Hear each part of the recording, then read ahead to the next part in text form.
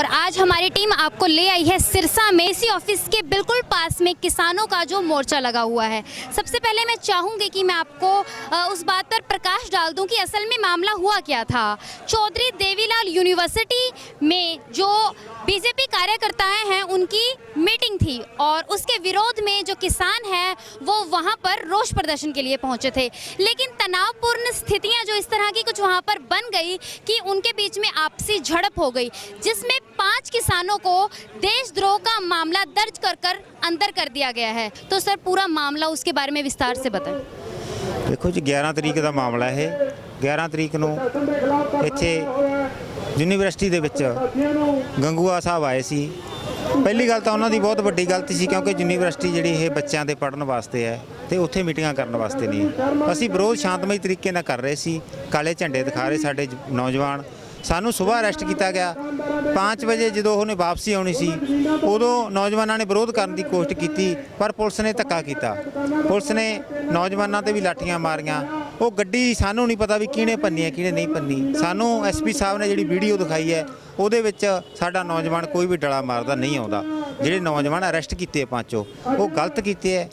ਪ੍ਰਸ਼ਾਸਨ ਨੇ ਇਹਦੇ ਆਪਣੇ ਸਰਕਾਰ ਦੇ ਦਬਾਅ 'ਚ ਆ ਕੇ ਇਹ ਕੰਮ ਕੀਤਾ ਹੈ। ਪ੍ਰਸ਼ਾਸਨ ਦੇ ਕੋਈ ਸਾਰੇ ਬਾਰੇ ਨਹੀਂ, ਉੱਤੋਂ ਜਿਹੜੀ ਇਹਨਾਂ ਨੂੰ ਹਦਾਇਤ ਆਉਂਦੀ ਹੈ ਉਹਦੇ ਤੇ ਹੀ ਚੱਲਦੇ ਹੈ। ਤੇ ਅਸੀਂ ਉੱਦਾਂ ਸਾਰੇ ਭਰਾਵਾਂ ਨੇ ਇਕੱਠੇ ਹੋ ਕੇ ਫੈਸਲਾ ਲਿਆ ਮੀਟਿੰਗ ਲਈ ਕਿ ਇਹਦੇ ਤੇ ਕੋਈ ਕਾਰਵਾਈ ਕਰਨੀ ਚਾਹੀਦੀ ਹੈ।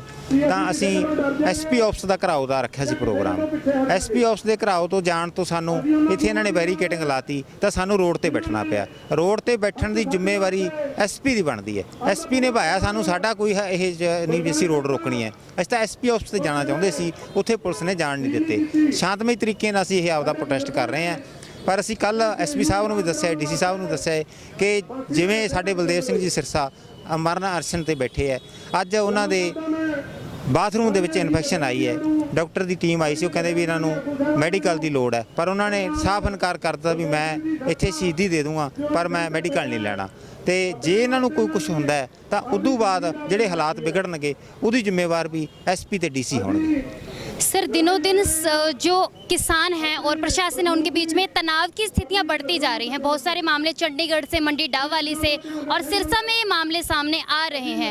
तो सर क्या लगता है कि इस तरह के मामले क्यों आ रहे हैं? क्या आपको लगता है कि ये जो शरारती तत्व बीच में कर रहे हैं या सरकार का कोई हाथ लगता है सर? बिल्कुल नहीं जी। 22 तरीक ਨੂੰ ਜਿਹੜਾ ਸਾਡਾ ਫੈਸਲਾ ਹੈ ਸੰਸਦ ਕੂਚ ਦਾ, ਸੰਸਦ ਕੂਚ ਦੇ ਫੈਸਲੇ ਤੋਂ ਇਹ ਜਿਹੜੀ ਸਰਕਾਰ ਹੈ ਉਹ ਡਰੀ ਹੋਈ ਹੈ।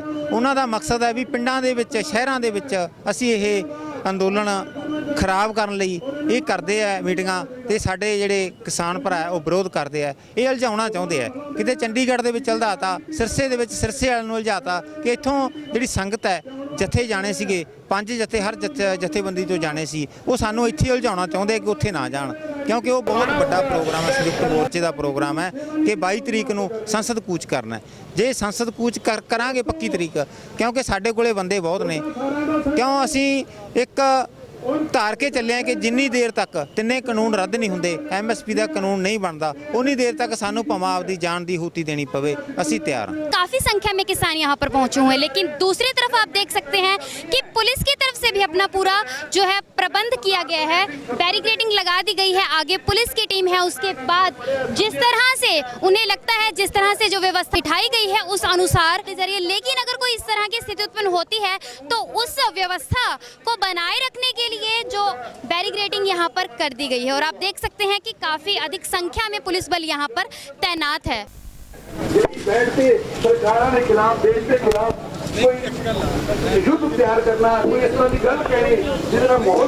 हरियाणा किसान मंच से भारू खेड़ा जी इस वक्त हमारे साथ मौजूद हैं। इतना बड़ा जो यहाँ पर विरोध प्रदर्शन चल रहा है, तो उसके बीच में किसानों की क्या नीति रही है उसको लेकर हम उनसे बातचीत कर लेते हैं। नमस्कार सर। नमस्कार सर, इतना लंबा समय हो चुका है और आप देख सकते हैं कि तनाव की स्थिति बढ़ती जा रही है। चंडीगढ़ में होने वाला मामला, डावाली में होने वाला मामला और अब जो चौधरी देवीलाल यूनिवर्सिटी में होने वाला मामला है, सर क्या लगता है आपको इन मामले को देखकर? ये असल में जो सरकार है वो इस आंदोलन से डरी हुई है और इस आंदोलन को बदनाम करने के लिए, आंदोलन को कुचलने के लिए, आंदोलन को ख़त्म करने के लिए ये प्लांट करके आंदोलन के बीच में अपने कुछ लोग भेज देते हैं और वो वो फिर इस तरीके का उपद्रव करके, शरारत करके और उनकी आड़ में फिर आंदोलन को दबाने का काम किया जाता है। जहाँ भी हुआ है आप देख रहे हो, 9 महीने से तो हम यहाँ सिरसा के अंदर आंदोलन चला रहे हैं डिप्टी सीएम के घर के आगे। आज तक कभी हिंसा नहीं की, बिल्कुल शांतिपूर्ण तरीके से चल रहा है। दिल्ली के चारों तरफ बॉर्डरों पे बैठे 8 महीने के लगभग हो गए हैं, शांतिपूर्ण तरीके से किसान बैठे हैं। हमेशा हमने शांतिपूर्ण तरीके से प्रोटेस्ट किए हैं, लेकिन ये लोग जो बीजेपी इस आंदोलन को ज़्यादा जैसे दिन ब दिन मजबूत होता जा रहा है, तो इसको कमज़ोर करने के लिए, बदनाम करने के लिए इस तरीके की एक साजिश की जा रही है। यहाँ भी जो मामला हुआ है देवीलाल यूनिवर्सिटी के अंदर, उसमें भी कुछ शरारती लोग आए थे, उन्होंने पत्थर मारे हैं और उन लोगों को इन्होंने गिरफ्तार किया है जिन लोगों ने ना तो कोई सिर्फ काले झंडे दिखाने के अलावा कुछ नहीं किया।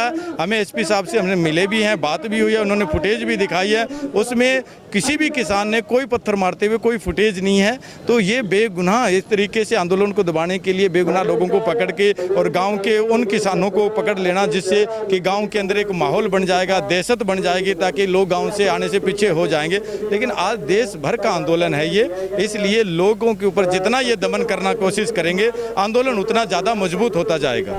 सर 8 महीने पहले जो ये आंदोलन है, ये कानूनों को लेकर बनाया जो शुरू किया गया था, लेकिन आप देख सकते हैं कि तनाव की स्थिति को लेते लेते ये आंदोलन को कुछ और ही रुख दे दिया जा रहा है सरकार की तरफ से। सर उसमें क्या लगता है? बिल्कुल, सरकार चाह रही है कि जो मेन असली मुद्दा है वो है देश में 3 जो कानून है उन कानूनों के खिलाफ, और ये सरकार उन कानूनों को अच्छा बताने के लिए इन्होंने बड़ा प्रयास किया था, प्रचार किया गया था। और जैसे जैसे लोगों को ये समझ आना लगा और किसान संगठनों ने इसका लोगों के बीच में जाके रखा कि ये कानूनों से देश किस तरीके से गुलाम होने जा रहा है, ये पूरा का पूरा एक कंपनी का कॉन्सेप्ट है, तो ये लोगों को जैसे जैसे समझ आया तो लोग आंदोलन के साथ जुड़ते गए।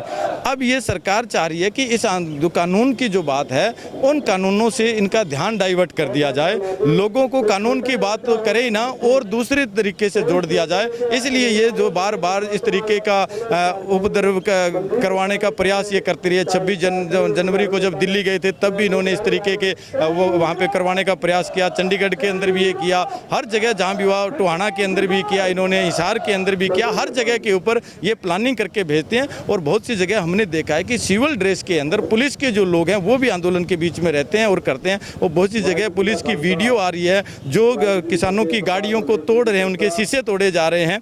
तो एक ये दिखाना चाह रहे हैं कि किस तरीके से लोगों को उग्र किया जाए ऐसी हरकत करके। यहाँ भी कल देखोगे हमने इनसे रिक्वेस्ट की थी बार बार, तो पूरी पुलिस की जो महिला कर्मी है उनको टेंट के अंदर तक लगा दिया गया था। हमने कहा हम शांतिपूर्ण तरीके से कर रहे हैं, आप इतनी फोर्स यहाँ पे क्यों लगा रहे हैं, इनको पीछे हटाइए। लेकिन कल जानबूझ के इन्होंने यहाँ पे लगाई थी और इतना बड़ा यहाँ पे जो सीआरपी बुला रखी है, तो ये कंट्रोवर्सी पैदा करने की कोशिश कर रहे हैं कि पुलिस और बीच में किसानों के झड़प हो जाए तो इनको फिर बदनाम किया जाए। तो हमने यहाँ चारों तरफ अपने वॉलंटियर लगा के इस आंदोलन को शांतिपूर्ण तरीके से चला रहे हैं। और सर कोई बातचीत की गई है 3 दिन से जो लगातार ये आंदोलन चल रहा है, तो क्या आपसे बातचीत करने की कोशिश की गई हो?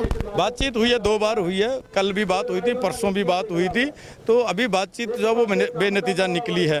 अभी यहाँ जो डीसी है, एसपी है, वो बिल्कुल नए यहाँ पे लगाए गए हैं। तो ये नए अफसर जो आते हैं वो एक बार धौंस पैदा करने की कोशिश कर रहे हैं कि मैं अपना जो है यहाँ पे इस तरीके की धौंस बना लूँ कि जिससे मेरा जो है वो रुतबा बढ़ जाए, लोग मेरे से खौफ खाने लग जाए। लेकिन ये भूल रहे हैं कि ये जो सिरसा जिला है ये एक राजनीति का बहुत बड़ा हब रहा है। डिप्टी सीएम भी यहाँ है, उसके घर के आगे 9 महीने से लोग बैठे हैं। तो ये बातचीत के अंदर जो बातचीत हुई थी उसमें जो ये बोल रहे थे शब्द वो इनके नहीं है, वो सरकार के शब्द है, क्योंकि ये जितने मुकदमे दर्ज किए गए वो सरकार के इशारे पे हुआ है। एक सिर्फ मामूली सी झड़प हुई है, किसी अनजान आदमी ने बीच में पत्थर मारा है, हमने काले झंडे दिखाए और इन्होंने देशद्रोही के मुकदमे बनाए, जिसके ऊपर कोर्ट ने भी संज्ञान लिया है कि आप किसी की व्यक्ति की आवाज़ को दबाने के लिए आप देशद्रोही की धाराओं को प्रयोग नहीं कर सकते हैं। ये अंग्रेज किया करते थे और आप इस तरीके से करके लोगों की आवाज़ को नहीं दबा सकते हैं।